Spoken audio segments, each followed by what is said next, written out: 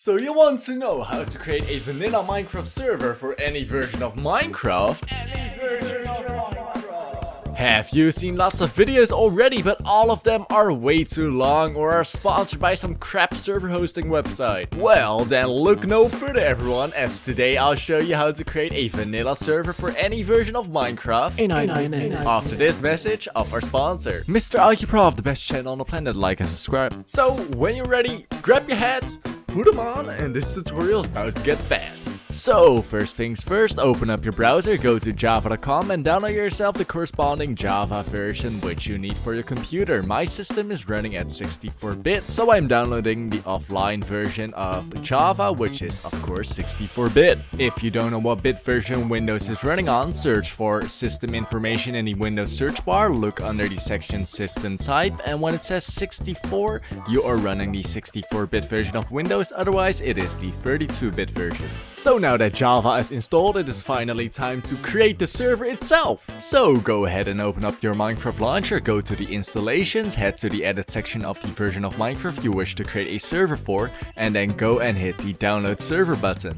Make sure to hit the keep button in your browser as well after the download has finished, so that you won't have to sit there again waiting ages for this 40 megabytes to download over your slow internet. So the next step will be to create a new folder anywhere on your computer and drag the server.jar file which you have just downloaded into that new folder. Create a new text file within that folder and rename that to start.bat. If you cannot see the file extension, then click on view and make sure that file name extension has been turned on. After you've created the start.bat file, edit it and copy and paste the following text in there.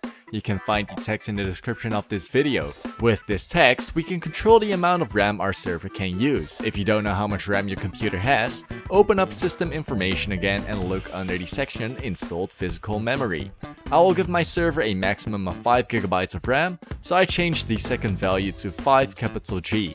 You can also write the RAM value in megabytes, then the value should be 5120 capital M. Next, we have to make sure that our server.jar file is named correctly within our start.bat, so I had to remove the Minecraft underscore in this case.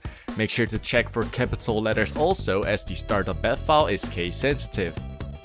So save and close the start.bat file and double click on it again. This should open up a command prompt window if you did everything correctly, and new files should also generate within your server folder. After a few seconds, the command prompt window should say that you need to agree to the EULA, so open up the newly generated EULA with text edit and replace false with true to accept the end user license agreement. Save the EULA and restart the server again by pressing start.bat, and more files should end up inside your your folder. After the server files have generated, the server should say it's done generating and booting up, so we can now close the server by typing in stop so that we can edit some server properties.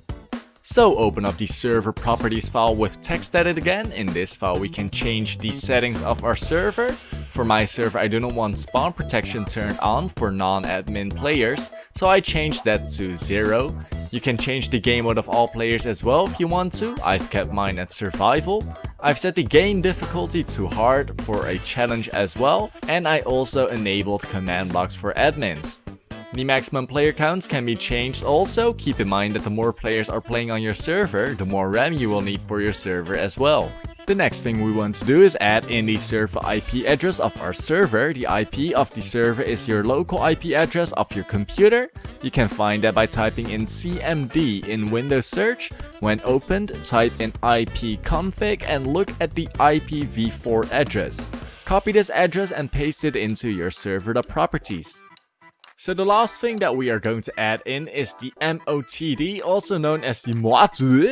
This allows us to have a cool text in the server menu to entice little children into our server. And you can very easily create such a MOTD by searching MOTD creator in Google and then copying the MOTD text into the server properties afterwards when you're done creating it. So save the server.properties files and we are done with creating the server. But wait, even though our server is created, no one can join our server yet as we have to port forward it. But before we are going to port forward the server, we are going to allow people to connect to the Minecraft server on Windows first. So open up the Windows search bar and search for firewall.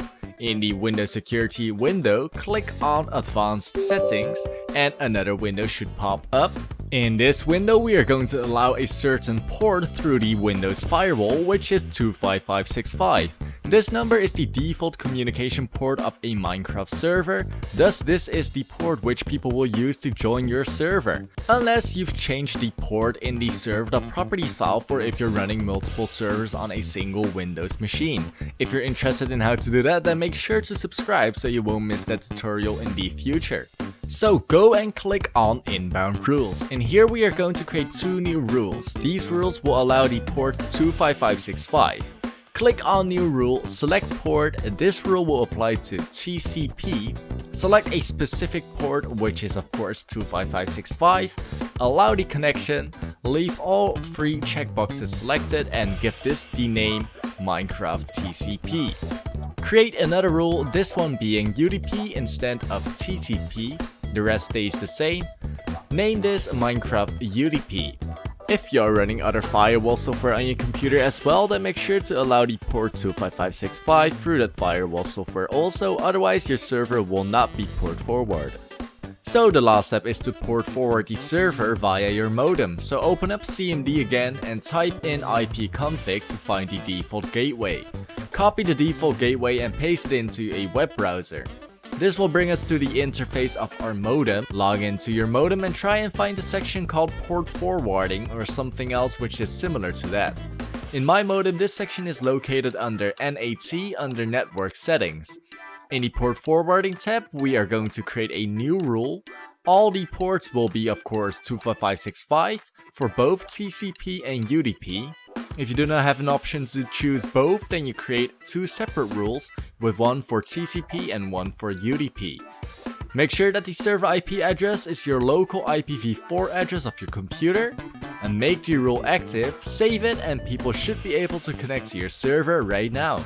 So now that our server is port forwarded, the only thing we have to do is share our IP address with all our friends. Don't do that with strangers, they can find your location and they can do nasty stuff with you. Anyway, open up Google, search for what is my IP address, and this is the IP address that your friends will need to join your server. So boot up your server, add your friends to the whitelist, slap that IP address into your Minecraft server address, and then go into your world and enjoy the Minecraft things.